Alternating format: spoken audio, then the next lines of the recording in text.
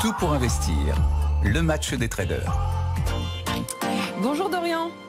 Bonjour Lorraine, bonjour à tous. Dorian Abadi, analyste bourse chez Meilleur Taux Placement. On fait un petit point avec vous, technique.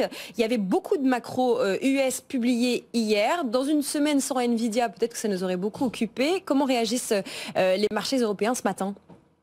Alors c'est vrai qu'on a eu pas mal de nouvelles actualités hier, alors notamment les chiffres de Nvidia qui ont fait couler beaucoup d'encre, mais surtout Wall Street a été rassuré par la révision à la hausse de la croissance américaine au deuxième trimestre qui est désormais évaluée à 3%. Alors c'est vrai que 3%, on est vraiment très très loin des résultats européens. Clairement l'écart économique se creuse.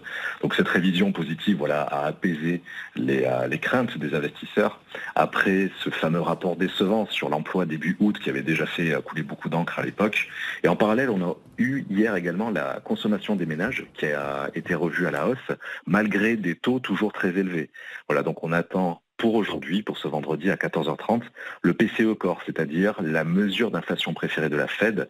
Alors le consensus de marché s'attend à un léger rebond de l'inflation américaine, mais pas de quoi remettre en cause la première baisse des taux tant attendue pour septembre. Donc dans ce contexte, on a eu plutôt une hausse hier soir des indices européens. À nouveau ce matin, on a notamment le CAC 40 qui gagne 0,40% dans les premiers échanges à 7675 points et qui rebondit d'un peu plus de 1% depuis lundi matin. Donc normalement, on devrait avoir une 4e semaine consécutive de hausse sur le CAC. Alors c'est vrai que les paniers d'actions côté européen ce matin sont aussi soutenus par une très bonne nouvelle.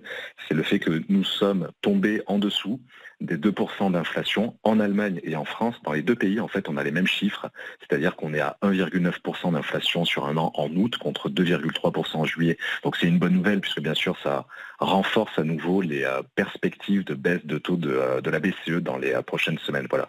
Et enfin, d'un point de vue technique, on va surveiller dans les prochaines heures, prochaines séances sur le CAC 40, les résistances des 7690 et 7725 par extension. Et en cas de déception, pourquoi pas lundi, en cas de petite prise de bénéfice, les 7625 et 7575. Merci beaucoup Dorian pour cette lecture technique des niveaux à suivre. On fera le bilan en début de semaine prochaine. Merci beaucoup Dorian.